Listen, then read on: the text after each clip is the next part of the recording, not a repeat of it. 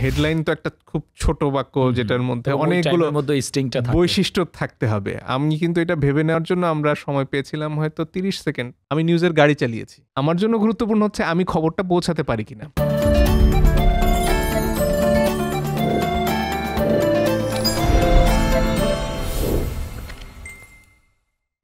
আমন্ত্রণ জানাচ্ছি সময়ের স্কুলের আরেকটি পডকাস্টে। আপনাদের বলেছিলাম যে আমরা কিন্তু সময়ের স্কুলে নানা কোর্সের পাশাপাশি যারা এই প্রফেশনালে নানা ধরনের জায়গায় কাজ করে নিজেরা নিজেদেরকে একটা এক্সাম্পল হিসেবে এস্টাবলিশ করেছেন, তাদের নিয়ে আমরা আড্ডা দেব। আজকে আমরা যাকে নিয়ে আড্ডা দেব তিনি হচ্ছেন বাংলাদেশের প্রথম যে নিউজ ভিত্তিক টেলিভিশন। যারা ওই সময় দেখেছেন তারা নিশ্চয়ই তাকে চিনবেন। তিনি হচ্ছেন মঞ্জুর আল মতিন। তিনি সেই সময় সেখানে কিন্তু খবর পড়তেন।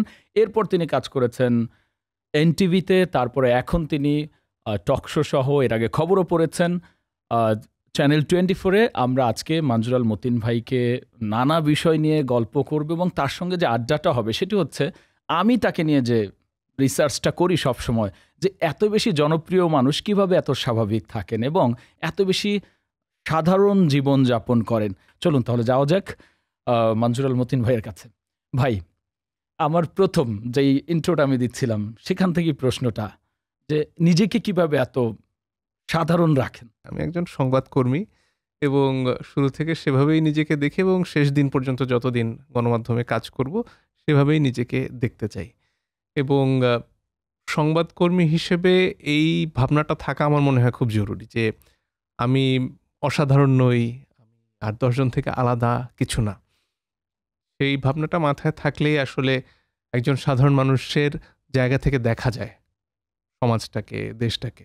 এবং সেই দেখা না থাকলে বোধহয় তাদের মতো করে তারা যা জানতে চান, তারা যা বলতে চান হয়তো বলতে পারেন না। সেই কাজটা তো আমরা করার চেষ্টা করি। তারা যে প্রশ্নটা করতে চান তাদের নেতাদেরকে, তাদের রাজনীতিবিদকে, তাদের সরকারকে, আমরা তো সেই প্রশ্নগুলোই তুলি, তাই না? কারণ অনেক সময় এটা বলা হয় যে সাংবাদিকরা শুধু কেন দোষটা দেখেন, শুধু কেন খারাপ দিকটাই তুলে ধরেন, এত কিছু হচ্ছে, এত উন্নয়ন হচ্ছে, কেন এগুলো আমরা দেখাই না? আমরা তো ওই কাজটাই নেই মানুষের। তাদের প্রশংসাটা তারা করতে পারেন, তারা ভোট দিয়ে তাদের মতো করে বলতে পারেন যে হ্যাঁ এই সরকারের কাজ আমার পছন্দ হয়েছে। তো যে কাজটা পছন্দ হয়নি সেটা তো তারা সবসময় তাদের মতো করে বলতে পারেন না, প্রশ্ন করতে পারেন না যে এই কাজটা আপনি কেন করলেন, আমার এই জিনিসটার দাম কালকে এত ছিল আজকে এত কেন হলো। সেই প্রশ্ন করার দায়িত্বটা তো আমাদের। সেই কারণে সাধারণ থাকাটা খুব জরুরি। আমি বলছিলাম যে আপনি বাংলাদেশের প্রথম এবং অল্প কয়েকদিনে মানুষের মনে যে জায়গা করে নিয়েছিল সেই সিএসবি নিউজ, সেখানে আসার যাত্রাটা যদি একটু বলেন। তখন 3য় বর্ষে পড়ি বিশ্ববিদ্যালয়ে, ঢাকা বিশ্ববিদ্যালয়ে আইনের ছাত্র। খুব বেশি পড়াশোনা যে করছি না এটা তো বোঝাই যায়, কারণ কখনো বিতর্ক, কখনো টিএসসির আড্ডা, এইসবে বেশ সময় পার হয়ে যাচ্ছে। তো একদিন পত্রিকায় বেশ চমৎকার একটা রংচঙে বিজ্ঞাপন দেখলাম, সিএসবি নিউজ, লোগোটা খুব সুন্দর ছিল, দেখে পছন্দ হলো। তো সেখানে লেখা ছিল যে অন্তত পক্ষে স্নাতক পাশ হতে হবে, বয়স 25 বছর যদ্দূর মনে পড়ে হতে হবে। তার কোনোটাই আমার না সেই সময়। তারপরে আমার এক শিক্ষককে তখন জিজ্ঞেস করলাম যে কি করা যায়। বললেন দে একটা সিভি দিয়ে আসতে কি অসুবিধা, ওরা হলে ডাকবে, না হলে ডাকবে না। তো সেই সুবাদে ওই দিন মনে হয় মহাখালীতে তাদের একটা অফিস ছিল, সেখানে দুপুর নাগাদ গিয়ে সিভি জমা দিয়ে আসলাম। তারপরে বোধহয় বিকাল বা সন্ধ্যা নাগাদ ওই দিনই ফোন আসলো যে আপনি আসেন, এসে কিছু পরীক্ষা হয়তো আমরা নিব। তো গেলাম, পরীক্ষার জন্য ডাকা হলো উত্তরাতে, তখনও পুরো অফিসটা চালু হয়নি সিএসবির।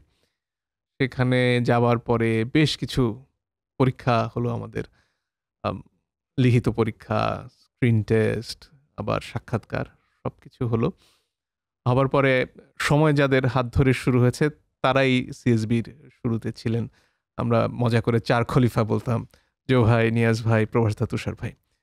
তো তাদের হাত ধরেই আসলে কাজ শুরু। তবে মজার বিষয় ছিল যখন সাক্ষাৎকার বা পরীক্ষা এগুলো তো আলাদা হতো, ভেতরে যেটা বার্তা কক্ষ সেখানে যাবার সুযোগ হতো না। তো সব পরীক্ষা পাশ হওয়ার পরে যখন ঢুকলাম বার্তা কক্ষে, ঢোকার পরে দেখি সবাই আমার বিশ্ববিদ্যালয়ের কম বেশি চেনা পরিচিত লোকজন। তো নিয়াজ ভাই তো হাসেন কম, খুব স্মিত হেসে তিনি বললেন, দেখে মনে হচ্ছে ঘরের ছেলে ঘরে এসেছে। খুব চমৎকার একটা সময় কাটিয়েছি। সিএসবিতে জয়েন করার পরে তো ওখানে একটা ভালো ট্রেনিং পেয়েছিলেন বোধহয়। হ্যাঁ, ওখানে খুব দীর্ঘ একটা ট্রেনিং ছিল আমাদের। ট্রেনিংটা কর্তা ব্যক্তিরা কতটুকু দীর্ঘ করতে চেয়েছেন আমি জানি না। আ তাদের চাওয়ার চেয়ে বোধহয় একটু বেশি দীর্ঘ হয়েছিল। কারণ আমাদের লাইসেন্স এবং ফ্রিকোয়েন্সি পাওয়া নিয়ে কিছু জটিলতা ছিল। তো আমরা যেটা গণমাধ্যমের ভাষায় বলি ড্রাই রান, শুকনো দৌড় চলছিল আমাদের এবং সেটা অনেক দিন ধরে। এবং সেখানে অনেক ধরনের পরীক্ষা-নিরীক্ষা হচ্ছিল আসলে আমাদের নিয়ে। একদিন যেমন বলা হলো যে, "আজকে তোমার পুরো রানিং অর্ডার" যেটা আমরা বলি, যেখানে আমাদের লেখাগুলো থাকে কি বলতে রানডাউন। হবে, সেই রানডাউন তোমার ফেল করেছে। তোমার শুধুমাত্র একটা কাগজ আছে, সেখানে লেখা আছে যে এই খবর তোমার সবাইকে জানাতে হবে। এখন তুমি তোমার নিজের মতো পুরো খবরটা বলবে। তো এই ধরনের পরীক্ষা-নিরীক্ষা আমরা করতাম। তো সেখান থেকে আসলে একটা খুব আ আত্মবিশ্বাস তৈরি হয়েছিল যে, যাই হোক, যদি কিছুই না থাকে আমার সামনে, তবুও আমি আমার খবরটা জানাতে পারবো যদি আমি ঠিক করে জানি। এবং আসলেই অন এয়ারে যাওয়ার পর একদিন এমন হলো, কোনো কারণে হেডলাইনগুলো ছিল না। হ্যাঁ, টেকনোলজি তো নানা সময় ফল হ্যাঁ, করে। আমাদের অটো কিউ থাকে, তো অটো কিউ থেকে হেডলাইনগুলো পড়ে গেল সব। এবং ওইদিন মনে আছে ছবি দেখে আমরা হেডলাইন বলেছিলাম। কারণ হেডলাইন তো একটা খুব ছোট বাক্য, যেটার মধ্যে এবং ওই অনেকগুলো টাইমের মধ্যে স্টিংটা থাকে। বৈশিষ্ট্য থাকতে হবে। আমি কিন্তু এটা ভেবে নেওয়ার জন্য আমরা সময় পেয়েছিলাম হয়তো 30 সেকেন্ড। ওই 30 সেকেন্ডের মধ্যে আমি যেহেতু খবরগুলো জানি এবং আমার এই আগের অভ্যাসগুলো করানো হয়েছে, ওইদিন কিন্তু আমরা উতরে গিয়েছিলাম। এবং যারা এখন খবর পড়ছেন, একের সাথে সামনে যারা আসতে চান, এর মধ্যে দিয়ে কিন্তু একটা টিপসও দিয়ে দেওয়া হয়ে গেল যে এরকম ঘটনা কিন্তু আমরা মাঝে মধ্যে পড়ি। এবং অনেক সময় এটাও কিন্তু দেখা যায় যে অডিশন হচ্ছে, টেকনিক্যাল ফল্ট তারা নিজেরাই ক্রিয়েট করে দেয় যে সে কিভাবে আসলে ম্যানেজ করে। এইরকম ঘটনায় আপনি কি করতেন? এইসব ক্ষেত্রে শক্তিটা হচ্ছে কি, আমি ওই দিনের খবরটা একদম আদ্যোপান্ত জানি কিনা। আমার যদি একটা লাইভ থাকে, আমি ওই রিপোর্টারের সাথে আগে কথা বলে নিলাম কিনা, ভাই কি অবস্থা আপনার, আপনি কি বলতে চান, আমি কি তাহলে এই প্রশ্নটা করব। এই প্রস্তুতি যদি থাকে, তাহলে কিন্তু ওই রিপোর্টারটা যা জানে আমার কাছে তার কাছাকাছি সমান তথ্য আছে। সেই কারণে আমার যদি স্ক্রিপ্টটা নাও থাকে, আমি কিন্তু জানি যে আমি কি বলতে চাই। যেমন আজকে আমি যে কথা বলছি, এটা কি আমার জন্য কোনো স্ক্রিপ্ট লিখে দেওয়ার প্রয়োজন আছে? আমি তো আমার সম্পর্কে বলছি, আমার সম্পর্কে আমি জানি। তো আমার কাজটা সম্পর্কে আমার যদি অতটুকু জানা থাকে, তাহলে তো আমার ওইখানে কি লেখা আছে না লেখা আছে সেটার জন্য আটকে যাবার কারণ নেই। কারণ আমি তো ওইখানে যা লেখা আছে ওইটা লেখার ক্ষমতা আমার থাকতে হবে। এবং এর তবে পেছনে এই যা জিনিসটা তো হচ্ছে বোধহয় সেগুলো ভাই আমার কারেক্ট। জানতে সেটা হবে। হচ্ছে যে ওই দিনের ঘটনা জানার পরেও আমি যদি আগে পিছের ঘটনা বা তার সংশ্লিষ্ট বিষয়ের সাথে ডে টু ডে অ্যাক্টিভিটিসের মধ্যে বা লাইফস্টাইলের মধ্যে না ঢুকাই, তাহলে হয়তো স্বাভাবিক থাকাটা, বিশেষ করে আপনার উদাহরণটা আবার যদি টানি, যে এই যে আপনি যেভাবে অ্যাঙ্করিংয়ের সময়, ডেলিভারির সময় বা আজকে এখনই যখন ইন্টারভিউ দিচ্ছেন, যতটা স্বাভাবিক থেকে কথা বলতে পারেন, এটা বোধহয় আগের পড়াশোনাটা অনেক গুরুত্বপূর্ণ না? আগের পড়াশোনা আর যেটা শুরুতে বলছিলাম এটা খুব গুরুত্বপূর্ণ। সেটা হচ্ছে গিয়ে আমার মধ্যে যদি এই জিনিসটা বেশি কাজ করে, আমাদের মনের তো একটা বড় অংশ অবচেতন। সেই অবচেতন তো বলা হয় সেটা একটা বড় বরফখণ্ডের মতো, যেটা পানিতে ভাসছে। আমাদের সচেতন মন হচ্ছে তার ভাসমান উপরের ছোট্ট অংশটা। আর অবচেতন তার পুরো নিচের অংশটা। সেখানে যদি আমার মধ্যে এই জিনিসটা কাজ করে যে আমাকে আজকে স্ক্রিনে কেমন দেখা গেল, আমি কথাটা যেটা বললাম সেটা মানুষ কেমনভাবে নিল, এবং দিনের শেষে আমার আমিত্ব যদি আমার কাছে অনেক বেশি গুরুত্বপূর্ণ হয়, তাহলে কিন্তু আমি অনেক বিষয় আমার মাথায় কাজ করবে যেগুলো আসলে গুরুত্বপূর্ণ না। আমার জন্য গুরুত্বপূর্ণ হচ্ছে আমি খবরটা পৌঁছাতে পারি কিনা। আমার জন্য গুরুত্বপূর্ণ হচ্ছে একটা দুর্ঘটনা ধরুন ঘটে গেছে, সেখানকার মানুষটার যে কষ্ট সেটা আমাকে স্পর্শ করে কিনা, এবং তার জন্য আমি যেটাকে ইংরেজিতে বলা হয় এমপ্যাথি, সেটা আমি অনুভব করি কিনা। এই জিনিসগুলো থাকলে কিন্তু আমি আর গুরুত্বপূর্ণ না, এবং তখন আমার অস্বাভাবিক হওয়ার কিছু নাই, অসাধারণ হওয়ার কিছু নাই। আমি খুব সাধারণভাবে ওই যে একজন মানুষ যখন রানা প্লাজার ঘটনা ঘটলো, সেটা আমাদের চ্যানেল 24 যেখানে আমি এখন কাজ করি সেটা শুরু হওয়ার পরপরই ওই যে অসংখ্য মানুষ চাপা পড়ে আছে, এবং তার বাইরে যে অসংখ্য মানুষের আশঙ্কা, অপেক্ষা, ক্রন্দন, সেটাকে আমাকে ছোঁয়। এবং আমি কি তার জায়গায় দাঁড়িয়ে প্রশ্ন করি, উদ্ধার কাজের কি অবস্থা? যে মানুষটা ভেতরে চাপা পড়ে আছে আর তাকে বাঁচাতে যে সাধারণ মানুষটা ছুটে এসেছে জীবনের ঝুঁকি নিয়ে, তারা কেমন আছে? এটা যদি আমার মনের ভেতর থেকে এই প্রশ্নটা থাকে, আমি কিন্তু নিজেকে অসাধারণ ভাবা আর নিজেকে অসাধারণভাবে উপস্থাপন করার কোনো প্রয়োজন অনুভব করব না। আমার প্রয়োজন একটাই, প্রশ্নটা করতে পারা এবং প্রশ্নটার সঠিক উত্তরটা বের করে নিয়ে আসা। আপনার যেখানে শুরু টিএসবি নিউজে, সেখানে আপনি নিউজের বাইরে অন্য কাজ করতেন এবং আমরা যদি সেই পদের কথা বলি, প্রোডাকশন টিমের সাথেও আপনি কাজ করেছেন। এই যে ডেভেলপমেন্টটা, যে নিউজের পাশাপাশি অন্য একটা জায়গায় অ্যাটাচ থাকা বা নিজেকে অ্যাটাচ রাখা অথবা সেই মেন্টালিটিটা ডেভেলপ করা, এইটা থাকাটা আরো বেশি কাজে দেয় না? এটা খুবই জরুরি। এটা অনেককে বোঝাতে পারি না, কারণ ওই ব্যাপারটা তো ওই যে অবচেতনে কাজ করে। সচেতনভাবে যখন আমরা খবর পাঠ করি তখন হয়তো আমার সামনে যে লেখাগুলো আছে ওগুলো শুদ্ধ উচ্চারণে পড়ে যাওয়াটা খুব জরুরি। কিন্তু এই শব্দগুলোর সাথে আমার যে সংযোগ, এই যে রিপোর্টটা যাবে, প্যাকেজ যেটাকে আমরা বলি, সেটার সাথে আমার যে সংযোগ, সেটা কিন্তু আমার অবচেতন মন থেকে আসে। আমি নিউজের গাড়ি চালিয়েছি, আমি নিউজের আমাদের সময় সনির 370-400 ক্যামেরা এনটিভিতে ব্যবহার হতো। এই ক্যামেরাগুলো কাঁধে তোলাও একটা বেশ কঠিন কাজ। আমি কিন্তু ক্যামেরাম্যানদের সাথে, যাদের সাথে ঘুরতাম, তারা অত্যন্ত দক্ষ ক্যামেরা পার্সন ছিলেন। জালাল ভাইয়ের কথা মনে পড়ে, বাবলু ভাইয়ের কথা মনে পড়ে, তাকে আমরা মজা করে ডক্টর বাবলু বলতাম, কারণ গল্প করছেন। হ্যাঁ, উনি এত চমৎকার জানতেন ক্যামেরাগুলো সম্পর্কে। 21 টেলিভিশনে শুরু করেছেন, সাইমন রিং এর সাথে তারা কাজ করেছেন। বলছিলেন যে তিনি যখন কোনো নতুন ক্যামেরা আসতো ওই ম্যানুয়ালগুলো পড়তেন এবং তারা ঢাকা বিশ্ববিদ্যালয়ের গ্র্যাজুয়েট এক একজন। তাদের কাছে ঘুরে ঘুরে দেখেছি পরিশ্রম করা কাকে বলে। একজন নিউজ অ্যাঙ্কার নিয়োগের ক্ষেত্রে যারা আসলে আসতে চায়, দুটো ব্যাপারই আপনি বলবেন যে চেঞ্জ কি করা যাইতে পারে, আর একটা হচ্ছে যারা আসতে চায় তাদের কিভাবে আসলে দক্ষ হওয়া উচিত। প্রথম কথা হচ্ছে গিয়ে সেখানে ওই সারাক্ষণ সংবাদের মধ্যে থাকা, যেটা শুরুতে আমরা নিউজ রুমের ভাষায় বলি নিউজই হওয়া, তো সেটা খুব জরুরি। সেটা জরুরি এবং সমাজ সচেতন হওয়াটা জরুরি। আমার চারপাশে কি ঘটছে এটা যদি আমাকে না ভাবায়, তাহলে আমি ভালো সাংবাদিক হতে পারবো না, ভালো সংবাদকর্মী হতে পারবো না। এখন দেখি কষ্টই লাগে যে প্রথম বর্ষ থেকে ছাত্রছাত্রীরা কেন্দ্রীয় লাইব্রেরিতে গিয়ে বসে থাকেন কিসের জন্য? পড়তেছে, পিসিএস পরীক্ষার জন্য। তারা কি দেখেন টিএসসিতে আড্ডা না দিলে ঢাকা বিশ্ববিদ্যালয়ে পড়ার কি অর্থ আমি বুঝি না। যে সংগঠনগুলো এতগুলো, টিউডিএস থেকে শুরু করে সাংবাদিক সমিতি, এত শক্তিশালী সংগঠন, সেগুলোর সাথে যদি কেউ সময় না দেয়, বিশ্ববিদ্যালয়ের বারান্দায় না ঘুরে, সমাজ সম্পর্কে তো এই ছাত্রছাত্রীরা জানবে না। ওরা শুধুমাত্র বুঝবে চাকরি, শুধুমাত্র বুঝবে স্বার্থপরতা, নিজেকে বুঝবে। সেক্ষেত্রে ভাই এই যে আমাদের গণমাধ্যমে নিয়োগের যে সিস্টেম, যে অডিশন, এটা অবশ্যই এখন নিয়োগ প্রক্রিয়ার অন্যতম একটা অংশ হয়ে গেছে। কিন্তু তারপর যদি আমরা একটু ভবিষ্যৎ নিয়ে কথা বলি, যে কেবল কি অডিশনের মাধ্যমে একজন গণমাধ্যম ব্যক্তি বা সমাজ ভাবনাটা টেস্ট করা সম্ভব? সেটা খুব দুষ্কর। কারণ একটা মানুষ কিভাবে একটা পরিস্থিতিতে আসলে ভাবে আর কিভাবে সে নিজেকে উপস্থাপন করতে চায়, দুটার মধ্যে মাঝে মাঝে খুব তফাৎ থাকে, তাই না? বিশেষ করে আজকালকার দিনে সামাজিক যোগাযোগ মাধ্যমের কর্মকাণ্ড দেখে মনে হয় যাদেরকে একসময় বাস্তবে চিনতাম, তারা এখন যা লেখেন বা বলেন সামাজিক যোগাযোগ মাধ্যমে সবসময় মিল খুঁজে পাই না। এটা বিশ্বাস করার কারণ খুব একটা খুঁজে পাই না যে তারা একেবারে পাল্টে গেছেন। সমস্যা কি, আমরা মানুষটা একরকম, নিজেকে উপস্থাপন করি আরেক রকম ভাবে, এবং এটার একটা খুব চমৎকার ভিত্তিভূমি তৈরি করে দিচ্ছে এই সামাজিক যোগাযোগ মাধ্যমগুলো।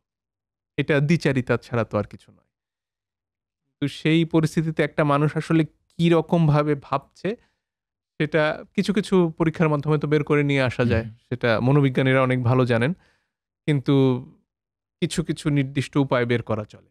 বিশেষ করে এমন একটা পরিস্থিতিতে ছিলাম যে কেবল আমরা ক্যামেরা টেস্টের মাধ্যমে একটা অডিশন স্ক্রিপ্ট রেকর্ড করছি, তারপরে তাকে এত বড় একটা দায়িত্ব দিয়ে দিচ্ছি, সেটা তো সব ক্ষেত্রে করা হয় না। সময়ের কথা আপনি বলছিলেন, সিএসবিতেও আমরা লিখিত পরীক্ষা দিয়েছি, সাক্ষাৎকার হয়েছে, স্ক্রিন টেস্ট হয়েছে, তারপরে আবার তার সাথে কথা বলে জানার চেষ্টা করা হয়েছে যে সে এগুলো আলোচনায় নিয়ে আসা, যেই কারণে যে আমাদের কথাগুলো নিশ্চয়ই আগামীর যারা গণমাধ্যমে এখানে এসে কাজগুলো করবেন তারা জানবেন, সেই জায়গাটায় তারা যেন মানে থাকেন এই জায়গাটা, যে আমি কেবল কথা বলতে সুন্দর করে পারলাম, এই জায়গাটাই যেন তিনি আবদ্ধ না থাকেন। সেটা একটা জরুরি দক্ষতা, কিন্তু সেটা একমাত্র দক্ষতা নয়।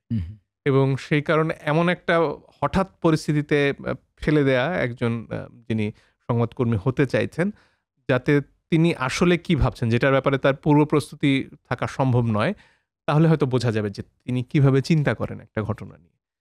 তার মনের পেছনে আসলে কি কাজ করছে সেটা খুব জরুরি। সেই ক্ষেত্রে তাহলে আমরা সামনের দিনে যারা এই কাজগুলো করতে যাবেন বা করতে চান, তাদের আমরা আসলে ডেভেলপ করার জন্য তাদের কি থিঙ্ক করতে বলবো? বা আপনি নিজে যেমন এখন যদি একটু স্পেসিফিক্যালি বলি যে এখন কিন্তু অনেক নিউজ অ্যাঙ্কার আপনার মতো আবার টক শোও করেন। তাদের তো তখন আর স্ক্রিপ্টের মধ্যে থাকা সম্ভব হয় না এবং ওই স্ক্রিপ্টটা নিজেরই করতে হয়। সেই জায়গাটায় আপনিই বা নিজে কি করেন গ্রাউন্ড ওয়ার্কগুলো? আমাদের যেমন রিসার্চের কাজ হয়, কিছু আমাদের সহকর্মী আছেন, আদনান সে কিছু কাজ করে, এবং স্বাভাবিকভাবে আমার প্রযোজক এবং সমন্বয়ের সাথে যারা জড়িত তারাও একটা ভূমিকা রাখেন। এর পাশাপাশি আমার কিন্তু সারাক্ষণই আমার মধ্যে আমার কাজ চলছে, এবং সেটা যেমন ইতিহাস জানা, সেটা খুব জরুরি। একজন ইতিহাসবিদ বলছেন, খুব চমৎকার একটা বই আমাদের বরেণ্য সাংবাদিক নুরুল কবির লিখেছেন বাংলাদেশের উপরই, যদিও ইংরেজিতে, তাই বোধহয় খুব একটা আলোচনা হয় না, কিন্তু চমৎকার কাজ। এবং আলতাফ পারভেজ চমৎকার লেখেন আমাদের নিয়ে। সেখানে একটা কথা উদ্ধৃতি দিয়েছেন সম্ভবত নুরুল কবির, যে অতীত জানে না, সে বাস্তব বর্তমানটা বুঝতে পারে না, ভবিষ্যৎ সম্পর্কেও তার ধারণা থাকা সম্ভব নয়। সেই কারণে ইতিহাস জানাটা খুব জরুরি ভালো সাংবাদিকতা করার জন্য, বিশেষ করে টক শো করার জন্য। কারণ আমরা আজকের সমস্যা নিয়ে যখন কথা বলি তখন স্বাভাবিক উত্তর ইদানিং হয়ে গিয়েছে যে অতীতে এর চেয়ে খারাপ ছিল। এই কারণে অতীতে কি ছিল, অতীতে কতদূর খারাপ ছিল, এবং ভবিষ্যতে আসলে কি হতে পারে, সেই বিষয়গুলো জানাটা খুব জরুরি। অনেক ক্ষেত্রে দেখা যায় যখন অ্যাঙ্কর কোনো একটা কাজ করেন, তিনি অনেক ক্ষেত্রেই মেকআপ তো নিতেই হয় এবং আমরা সবাই এটা হালকা বেশি যেটা হয়, যার সাথে যেটা যায় সেটা নয়। চুল নিয়ে অনেক কাজ করে। আপনার ক্ষেত্রে দেখা যায় আপনি চুলটা একেবারেই স্বাভাবিক রাখেন। এটা কি আপনার অফিস আপনাকে কখনো বলেনি, নাকি আপনি এই স্বাভাবিক থাকার জন্যই মূলত এটা রাখেন? এটা নিয়ে একবার একটা চেষ্টা হয়েছিল জিও ভাইদের তরফ থেকেই। হ্যাঁ। সিএসবি নিউজে থাকা অবস্থায় আমাদেরকে সবাইকে বেঁধে পাঠিয়ে দেওয়া হলো, কি জানি বলে এটাকে, আমাদের রেডে পাঠিয়েছিল, আপনাদের হ্যাঁ, কোথায় পাঠিয়েছিল? আমার মনে নেই। খুব খুব দুঃসহ অভিজ্ঞতা, কারণ আমি আমার ছেলে আমরা দুজন হাঁটতে হাঁটতে রাস্তার ধারে নতুন নতুন সেলুন বেছে নেই, যেখানে আমরা চুল কাটা এক একদিন এক এক রকম হয়, কোনোদিন ছোট করতে বললে অনেক ছোট হয়ে যায়।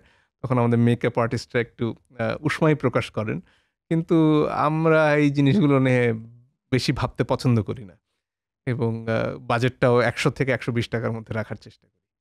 তো সেই ক্ষেত্রে ওই একটাই অভিজ্ঞতা ছিল, এবং এরপরেও ওনারা এটা নিয়ে খুব একটা মাথা ঘামাননি বোধহয়, কারণ ওনারা বোধহয় বুঝেছিলেন যে চুল আমার যেরকমই থাকুক না কেন, আমি কাজটা তাতে খারাপও করি না, ভালো করি না। পরিচিতিতে কিন্তু এটাও একটা আইকনিক ব্যাপার হিসেবে কিন্তু এস্টাবলিশ হয়েছে। সেটা আমার জানা নেই, কিন্তু দিনের শেষে আমি একান্তই আমার মতো থাকার চেষ্টা করি। এবং সেই ক্ষেত্রে আরেকটা জিনিস, আপনাকে যদি কেউ সোশ্যাল মিডিয়াতে ফলো করে বা অন্য কোনো জায়গায়, বা আপনার পার্সোনাল লাইফ সম্পর্কে আমাদের মতো যারা আমরা আপনার ছোট ভাই ব্রাদার, তারা যদি জানে, বা আশপাশের যারা গণমাধ্যম ব্যক্তিত্ব, আমি তো শুরুতেই বলছিলাম যে, এবং আপনার কথায় উঠে আসছে যে আপনি নিজের মতোই থাকতে চেয়েছেন বা সাধারণ থাকতে চেয়েছেন, সে তার মধ্য দিয়ে কাজটাকে অসাধারণ করার ট্রাই করেছেন, এবং এর মধ্য দিয়ে আমরা বলি, আপনি না স্বীকার করলেও, যে আপনি অসাধারণ হয়ে উঠেছেন। কিন্তু এর পাশাপাশি আপনি কিছু কাজ করেন, যেমন সমাজ নিয়ে ভাবনা, সমাজ নিয়ে কথা বলা, অথবা আপনার যদি প্যাশনের দুই একটা কথা বলি এবং সেটা আপনার পরিবারের আপনার ছেলে ওয়াসিও ফলো করে, এই যে শরৎ বাজানো, আবৃত্তি করা, ডিবেট করা, এগুলো মনে হয় না যে এই কাজগুলো একজন মানে ভালো মানুষ হওয়ার পাশাপাশি নিজেকে, বিশেষ করে গণমাধ্যম তো আসলে মানুষের কথা তুলে আনে, এইটা তুলে আনতে হেল্প করে ভ্যালুজ ডেভেলপমেন্টে, যেটা আমাদের গণমাধ্যমে যারা অ্যাঙ্কর হয় দেখা যায় তারা জাস্ট, আমি যেই কারণে বলা, যে ভাবে যে একটা কোর্স করলেই বোধহয় আমি হয়ে যাচ্ছি। না, শুধুমাত্র তো কোর্স করলে সাংবাদিক হওয়া যায় না, যেটা বলছিলাম এতক্ষণ। তার সাথে এই বিষয়গুলো জরুরি, যেমন বিতর্ক মানুষকে প্রশ্ন করতে শেখায়, যুক্তিগুলো সাজাতে শেখায়। এটা অনেক সাহায্য করেছে আমাকে ডিউডিএসের দিনগুলোতে। এর আগে ঢাকা রেসিডেন্সিয়াল মডেল স্কুলে পড়েছি, কলেজে পড়েছি সেখানে। এর পাশাপাশি সঙ্গীতের কাজ আমার ওই বিশ্ববিদ্যালয় জীবন থেকে বাফাতে তবলা শেখা শুরু। ওস্তাদ সাব্বির মোকাম্মেল আমার গুরু, তারপরে অসিত বিশ্বাসের কাছে এসরাজ, আমার বর্তমান গুরু শামীম জহির, ওনার কাছে শরৎ শিখছি, সুর শিখছি মূলত। সেটা একদিকে যেমন আমাকে মানসিক স্থৈর্য দেয় এই অস্থির সময়ে, মনের চাপটা দূর করতে সাহায্য করে। আমি যখন আমার যন্ত্রটা নিয়ে বসি, মনে এক ধরনের প্রশান্তি এবং আসে। আমরা যারা স্ক্রিনে কাজ করি তাদের স্থির থাকাটা অনেক দরকার না? হ্যাঁ, অবশ্যই। এবং সেটা তো নিশ্চয়ই আপনার ওইটা অনেক হেল্প করে। সেই আমার যদি মনটা স্থির থাকে, যেমন আমি আমার যেহেতু পেশায় আইনজীবী, আমাদের প্রচুর চাপ নিতে হয়, মানুষের যে আশঙ্কা সেটাই তো আমরা নিয়ে নেই বলে আপনার চিন্তা নেই, আপনারটা আমি দেখছি। তো সেই কারণে যতটুকু পারি আমি পরিবারের সময় দেবার চেষ্টা করি। আমার স্ত্রী, সন্তান, আমার বেশ বড় পরিবার, সেখানে চতুষ্পদ আছে মোট 10টি, 7টা বিড়াল, 3টা কুকুর। এই মুহূর্তে মানুষজন আমরা 9-10 জনের কাছাকাছি আমরা একসাথে থাকতে পারি। এটা একটা বড় সৌভাগ্য। আজকের দিনে যত মানুষ একাকী হচ্ছে, নিঃসঙ্গ হচ্ছে, সেখানে আমরা খুব সৌভাগ্যবান। আমাদের যে শিপমেন্টটা সেই জায়গাটা, হ্যাঁ, আমরা বলি মানে যৌথ পরিবারের চেয়ে একটু বড় আসলে। আমার বাবা আমার সাথে থাকেন, আমার শাশুড়ি আমার সাথে থাকেন, ফলে আমরা সবাই মিলে একসাথে থাকতে পারছি। এটা খুব একটা বড় আনন্দের বিষয়।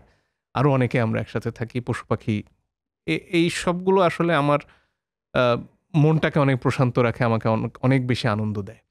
এবং তার সাথে সুর, তার সাথে গান শোনা, সাহিত্য পড়া, এই সব কিছুই আসলে আমাদের দেখার চোখটা অনেক বাড়ায়। একটা ভালো সাহিত্য যদি কেউ পড়ে, সে কিন্তু আরো অনেকগুলো মানুষের চোখ দিয়ে পৃথিবীটাকে দেখতে পারে।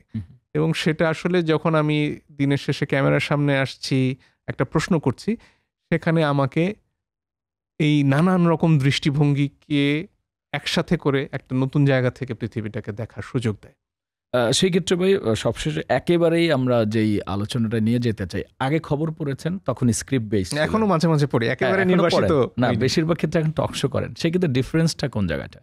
টকশোর সাথে খবরের, টকশোর ব্যাপারে ওই যে এখন মাথার পেছনে তো আসলে অনেক কিছু কাজ করে। যেমন এর আগের দফায় আমি যখন টকশো করতাম, তারপরে আমাকে সরে যেতে হয়েছিল, কারণ আমি বেশি প্রশ্ন করতাম। তারপরে এখন হয়তো প্রশ্ন আরও কমিয়ে দিয়েছি, ওই সেলফ সেন্সরশিপ যেটা বলা হয়। কারণ প্রশ্ন করতে চাইলেও হয়তো আমার প্রযোজক আমাকে বেশ সাবধান করে দেন যে আর যাতে না এগোই, তো সেই জিনিসগুলো থাকে।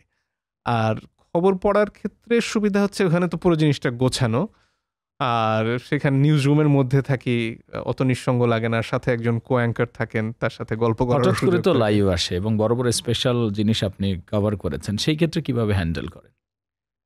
সেইটা তো যেমন বড় ঘটনা বলতে মনে পড়ে বিডিআরের বিদ্রোহের যে ঘটনা, সেদিন কোর্টে গিয়ে ঢুকেছি, 10টার সময় ফোন আসলো, প্রভাসদা ফোন করলেন যে কোথায়, চলে আসেন। তো ওই যে তখন যেতে যেতেই খবর শোনার চেষ্টা করছি, জানার চেষ্টা করছি, তো ওর মধ্যে মাথায় আসলে প্রশ্নটা তৈরি হতে থাকে, আমি কি বলতে পারি, কি বলতে পারবো না, সেই ধারণাগুলো তৈরি হয়ে যায় সেটে বসার আগেই। আর সেটে বসতে বসতে তো ততক্ষণে আর সবগুলো যে আমাদের বার্তাকক্ষে ঢোকার পরে যা যা জানা যায়, যাদের সাথে কথা বলা যায়, সেগুলো মিলে মাথার মধ্যে একটা পরিকল্পনা তৈরি হয়ে যায় আসলে। সেটার উপরেই কাজ, একটা মানে মূলটা আমার তো টেনে নিতে হবে। যখন হয়তো রিপোর্টার নেই, তখন আমি কি কথাগুলো আসলে, আমরা তো কতগুলো কথাই ঘুরিয়ে ফিরে বলতে থাকি, তখন সেই গুরুত্বপূর্ণ তথ্যগুলো লিখে নেওয়া একটা কাগজে সম্ভব হলে, এই প্রস্তুতি আসলে লাইভের। আজকে তো আপনাকে নতুনভাবে পডকাস্টে দেখবে এবং এখান থেকে মানুষ অনেক কিছু শিখবে, যারা কাজ করছে তারাও শিখবে, যারা সামনে আসবে তারাও শিখবে। পাশাপাশি আপনাকে অনেকেই নিজের পছন্দের নিউজ অ্যাঙ্কর হিসেবে অনেক বছর ধরে খবর পাঠক প্লাস টকশো প্রেজেন্টার হিসেবে দেখে। যারা আজকে দেখছে তাদের জন্য আপনার টিপস অথবা কি ভালো লাগা শেয়ার করবেন? মূল কথা হচ্ছে গিয়ে নিজের জন্য না বাঁচার চেষ্টা করা। আমরা যদি বলছি না যে বিপ্লব করে ফেলতে হবে, কিন্তু আমরা যদি আমার আশেপাশের মানুষগুলোর জন্য বাঁচি, আশেপাশের প্রাণগুলোর জন্য বাঁচি, সেটা মানুষ নাও হতে পারে, তাহলে বাঁচাটা অনেক সুন্দর হয়। শুধু নিজের জন্য বাঁচা, সেটা মানুষকে একাকী করে দিনের শেষে। নিজে যা সেরকম থাকার চেষ্টা করা খুব জরুরি। আমরা যে আজকে সামাজিক যোগাযোগ মাধ্যমে নিজে যা না তাই হিসেবে নিজেকে উপস্থাপন করার চেষ্টা করি, দিনের শেষে কিন্তু আমাদের ক্ষয় ঘটায় এই কাজগুলো। সেই কারণে খুব জরুরি আমি যেমন সেভাবে বাঁচতে চাওয়া এবং অন্যের জন্য বাঁচতে চাওয়া, 10-এর জন্য বাঁচতে চাওয়া। তাহলে না এই এত চাপ থাকে না আমার। এই আর যারা গণমাধ্যমে কাজ করতে আসতে চান তাদের জন্য স্পেশাল কি টিপস? গণমাধ্যমে কাজ করতে আসতে চাইলে প্রথমে সমাজ সচেতন হতে হবে, মানুষের দুঃখে কাঁদতে জানতে হবে, মানুষের সমস্যায় নিজেকে ভাবাতে হবে। আমার হয়তো সেই সমস্যা নেই, কিন্তু আজকে চালের দাম বাড়লে আর 10 জন মানুষের যে অসুবিধা হয়, সেটা আমাকে চিন্তিত করতে হবে, শঙ্কিত করতে হবে, তাহলে আমি ভালো সাংবাদিক হতে পারি। মঞ্জুরুল মতিন, অসংখ্য ধন্যবাদ আমাদের এই সময় দেওয়ার জন্য। আপনার কাছ থেকে আমরা সবসময় শিখেছি, সামনেও হয়তো শিখবো, নতুন আরও অনেক কিছু করবেন, সমাজ নিয়ে ভাববেন, এবং সেই প্রত্যাশা রেখে আজকে যারা আমাদের সাথে যুক্ত হয়েছেন বা সামনে অনলাইনের নানা জায়গায় এগুলো যাবে, সেই জায়গায় যারা যুক্ত হবেন সবাইকে ধন্যবাদ জানিয়ে শেষ করছি আজকের এই বিশেষ পডকাস্ট।